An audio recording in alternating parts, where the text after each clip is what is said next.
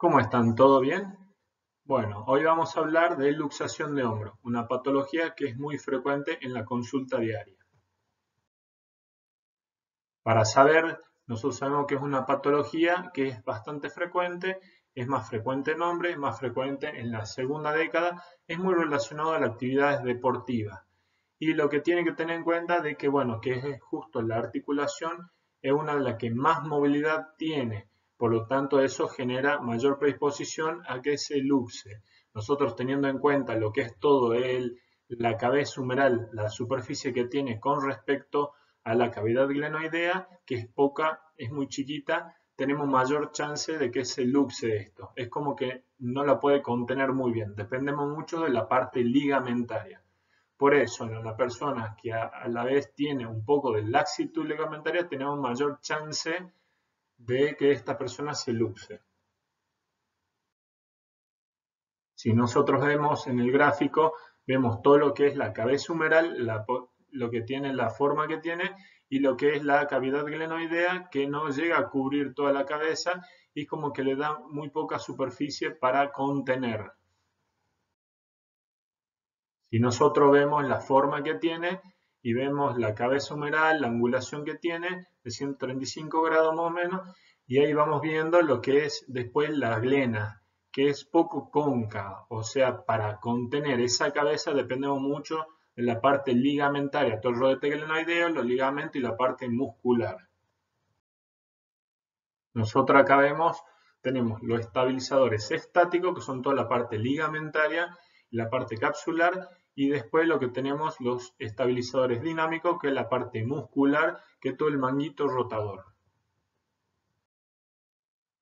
¿Cómo se clasifican estos? De acuerdo hacia dónde se desplazan, tenemos en anterior, que se lleva son casi el 80-90%, posteriores, que también se llega a ver, inferiores son muy raras, que en general están relacionadas a personas electrocutadas, personas que se quedan colgadas de algún caño, y bueno, las superiores que son rarísimas.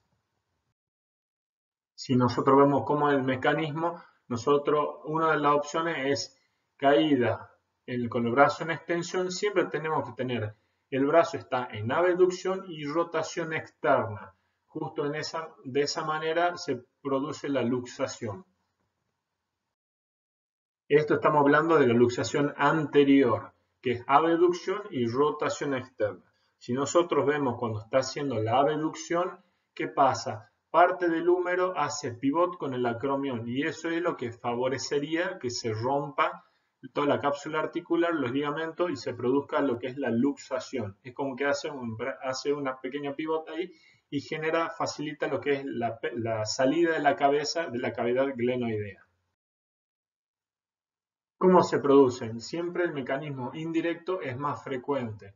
Nosotros, acuérdense, la caída con las manos en extensión, ¿qué pasa? Toda esa fuerza se va transmitiendo por todo el antebrazo, el brazo, y bueno, llega hasta el hombro, que teniendo la posición correcta, que es de abducción y rotación externa, genera una luxación. Esto en cuanto a las anteriores.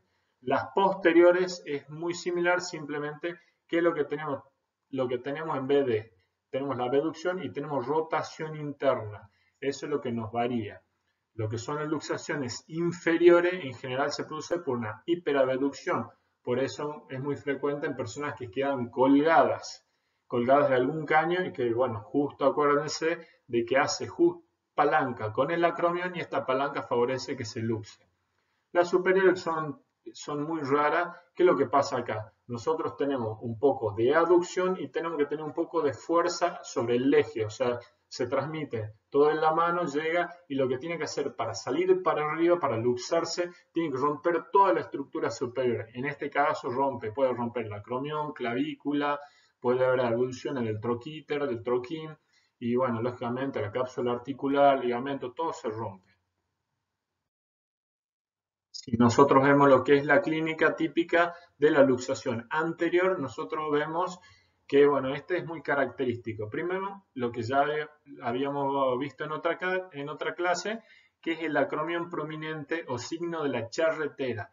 Acuérdense que al no estar la cabeza, justo el acromión hace mucha prominencia y como que se ve un pequeño borde que en ese caso, si ustedes lo comparan con el hombro, como se ve en la foto, con el hombro izquierdo, no es bien redondeado, sino es como casi como tuviese una forma de 90 grados. Si ustedes ven la cara anterior del hombro, se ve una pequeña depresión. Eso es porque la cabeza no está en su lugar. Si nosotros palpamos en forma anterior de la articulación, el dedo se hunde, se forma un pequeño hiato, que eso nos indica que la cabeza no está en su lugar. Después vemos el brazo tiene un poco de abducción y siempre es característico con flexión de codo que el paciente llega agarrándose el brazo y no puede movilizarlo para ningún lado. Siempre acuérdense que tiene que tener un poquito de abducción. Este examen físico es en luxaciones anteriores.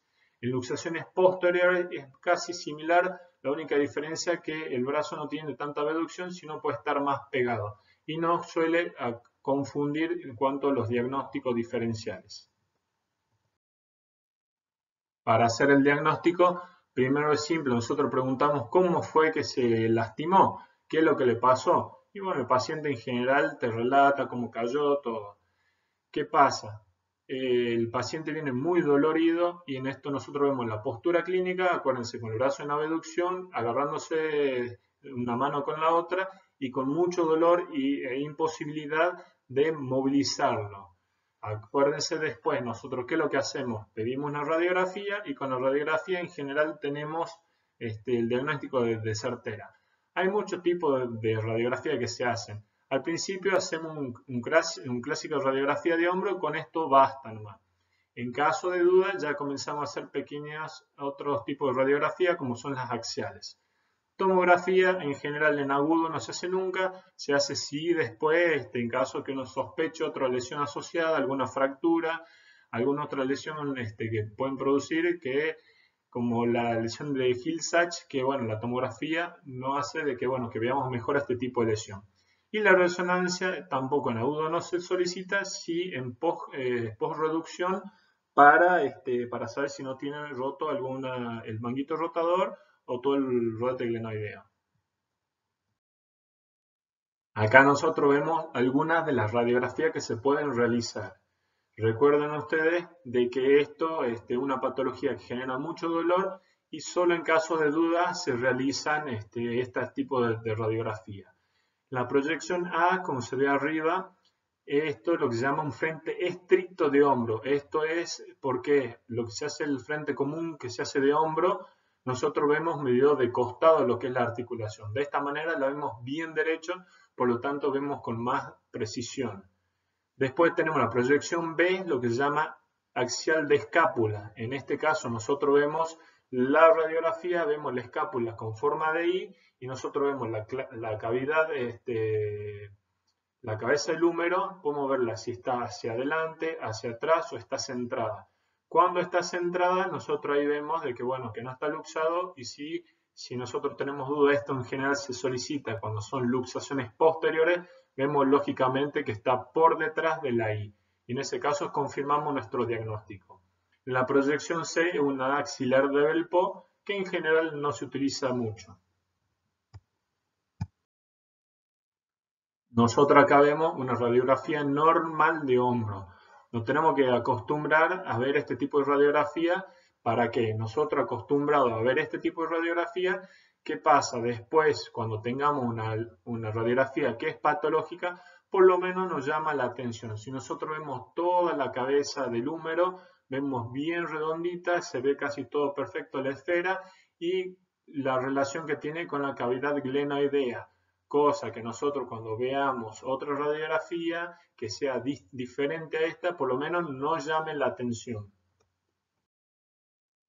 Esto es lo que la axial de escápula, que nosotros vemos la cabeza del húmero y cómo se forma, ustedes se ven perfectamente lo que es la I que forma la escápula. Por lo tanto vemos si está hacia más posterior, más hacia adelante y podemos tener una idea si realmente una luxación posterior, que esta radiografía cuando más se solicita es cuando uno sospecha una luxación posterior.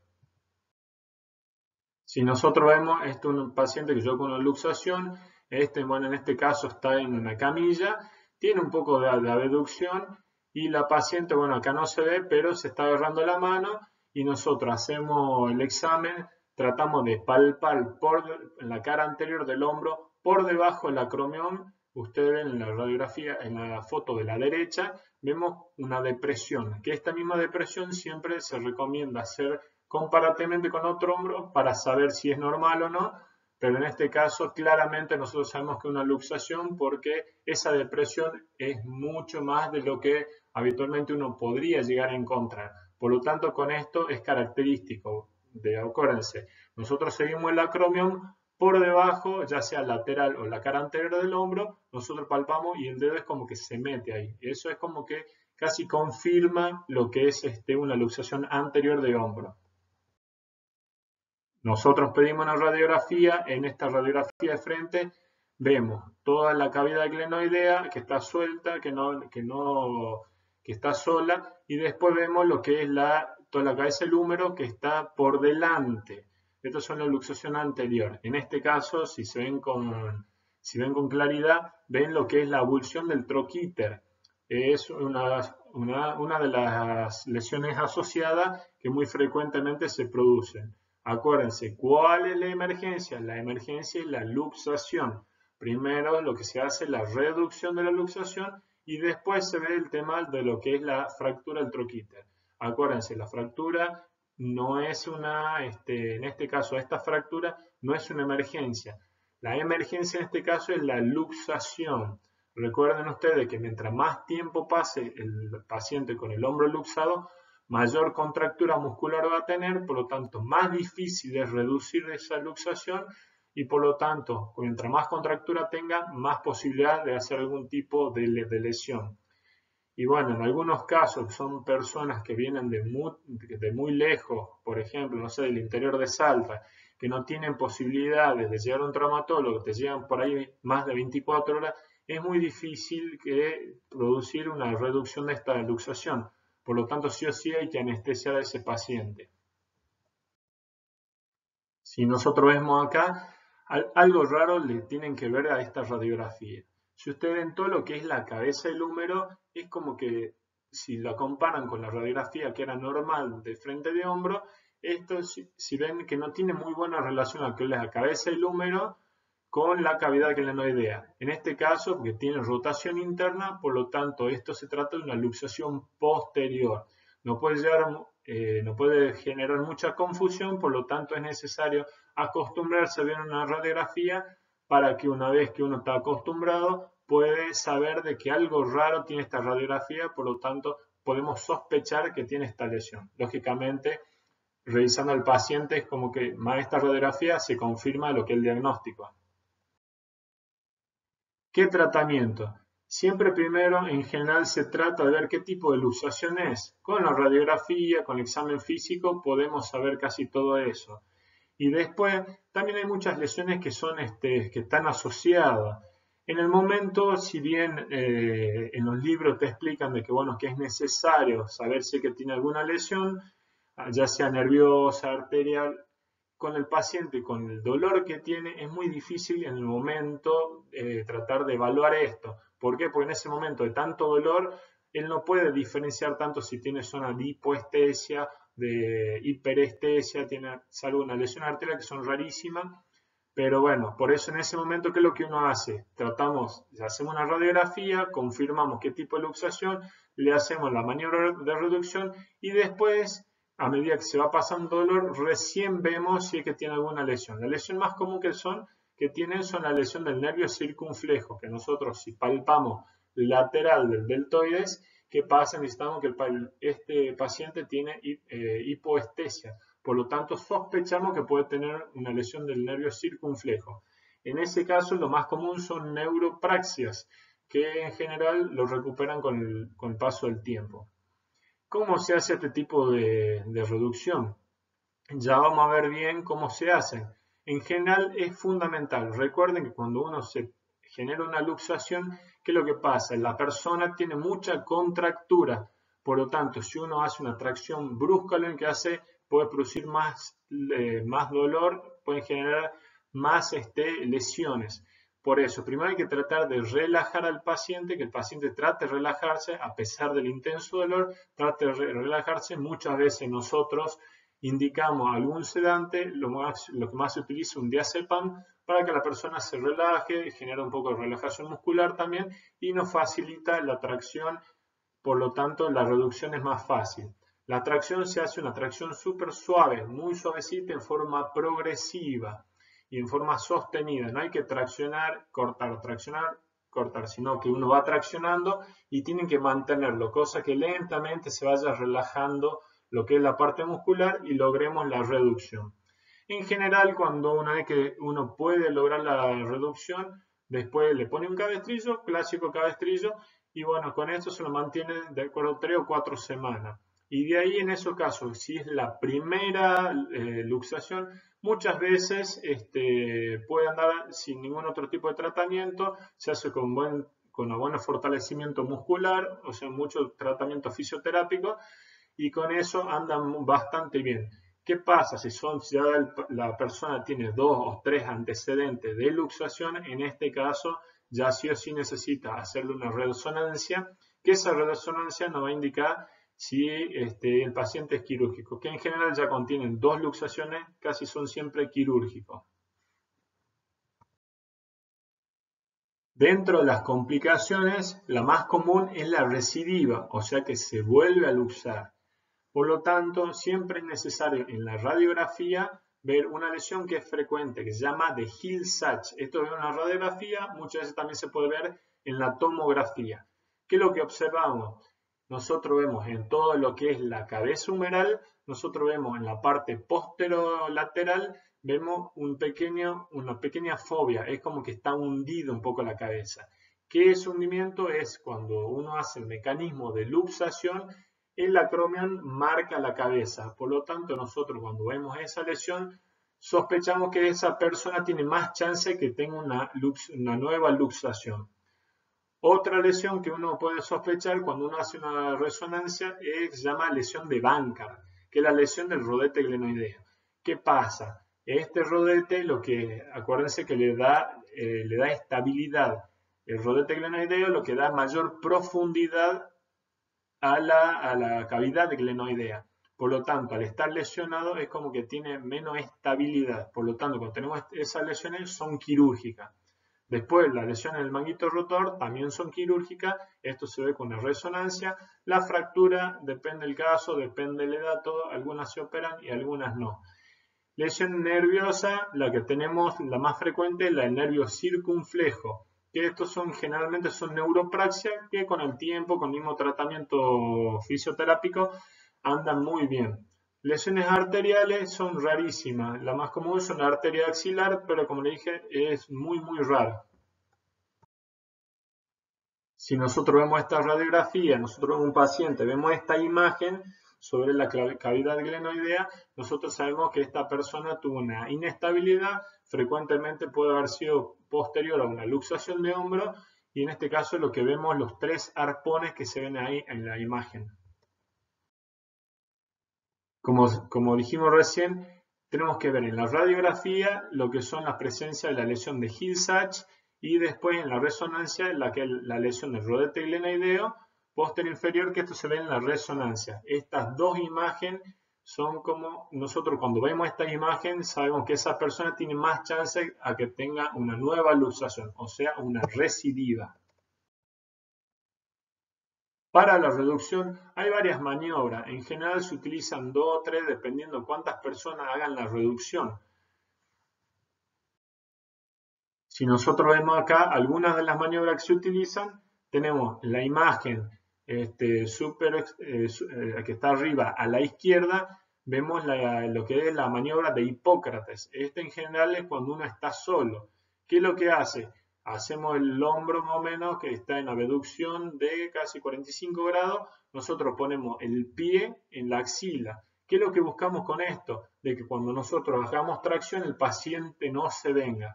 Por lo tanto, ponemos el pie en la axila y lentamente comenzamos a traccionar en forma suave y acuérdense en forma sostenida. Recuerden que el paciente tiene mucha contractura muscular y si el paciente no colabora y hace fuerza, lo único que podemos ganar es lesiones. En este caso, la más frecuente es el nervio circunflejo. Por lo tanto, tenemos que tratar de que esa persona se relaje. Si no logramos relajación, tenemos que indicarle un sedante como el diazepam. Por lo tanto, muchas veces que lo que uno hace, trata de como que distraerle a esa persona. La charla, le pregunta otra cosa y la persona, si no está haciendo fuerza o está contando cualquier cosa como le pasó, tenemos más chance de que tengamos una reducción sin una anestesia general. Esto se llama, acuérdense, maniobra de Hipócrates. Si ustedes ven la imagen que está arriba hacia la derecha, para esto necesitamos dos ayudantes. Por lo tanto, la maniobra se llama de la sábana de Madsen.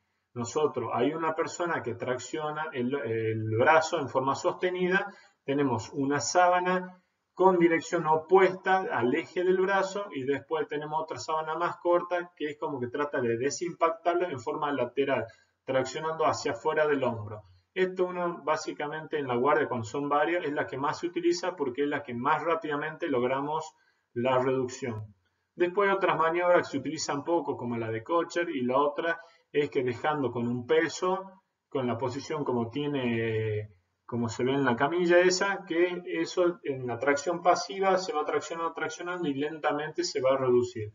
Lo que más se utiliza son las dos de arriba, la de Hipócrates cuando uno está solo y si tiene ayudante se utiliza la de Madsen de la sábana. En las luxaciones inveteradas, ¿qué es lo que pasa? Es una patología que es muy incapacitante. Cuando nosotros vemos una persona con luxación inveterada, en general puede ser una persona que tiene una ACV, tiene alguna alteración neurológica, o son personas que tienen muy poco acceso a lo que es la salud del interior, por ahí demora mucho tiempo en venir, y bueno, pasó mucho tiempo, la cuestión se consultan después de las 3 semanas, por lo tanto es muy difícil volver a generar una reducción. ¿Qué pasa? Dependiendo del tiempo que lleva de luxado, es qué tratamiento se hace. Eso queda un poco también a criterio médico. Hay algunos que van a intentar una reducción, otros que no, dependiendo del tiempo. Por ahí algunos 2 semanas, 3 semanas intentan, si uno no tiene algún signo de artrosis, algún desgaste, no ve nada raro, que una persona que tiene artrosis de esa articulación, puede llegar a intentar. ¿Qué pasa? No se utilizan las maniobras que recién le demostré, que le expliqué, como la de la sábana o como la de Hipócrates, porque al estar tanto tiempo luxado genera mucha contractura muscular. Por lo tanto, si nosotros traccionamos y el paciente no está relajado, vamos a producir alguna lesión sobre todo nerviosa, desgarros, todo. Por lo tanto, en este caso son siempre quirúrgicos. Solamente se hacen reducciones quirúrgicas. Uno puede intentar, dependiendo de la edad, depende de muchas cosas. Uno tiene que evaluar muchos factores. La edad, el tiempo de evolución, si uno tiene algún tipo de signos de artrosis. Bueno, en ese caso, cuando tiene el signo de artrosis, ya directamente, ¿qué tratamiento se hace? Directamente lo que se hace es una prótesis. Y en algunos casos que no se pueden hacer una prótesis, no tienen accesibilidad a lo que es la prótesis, se hace una artrodesis, se hace una fijación del hombro para que sea más funcional. Tengan en cuenta que cuando está luxado siempre es un hombro doloroso y no es funcional. Esos pacientes, esas personas, lo que hacen pierden la capacidad de abducción, rotación externa, todo. Simplemente lo único que viven es con la flexión del brazo nomás. Por lo tanto, en este caso, cuando son luxaciones inveteradas, dependiendo del tiempo que lleva, dependiendo los signos, si tiene artrosis o no tiene artrosis, dependiendo de la edad, es qué tipo de tratamiento se da. Así que bueno chicos, esto es todo de la luxación de hombro, espero que les haya gustado, así que bueno, nos vemos en otra clase, hasta luego.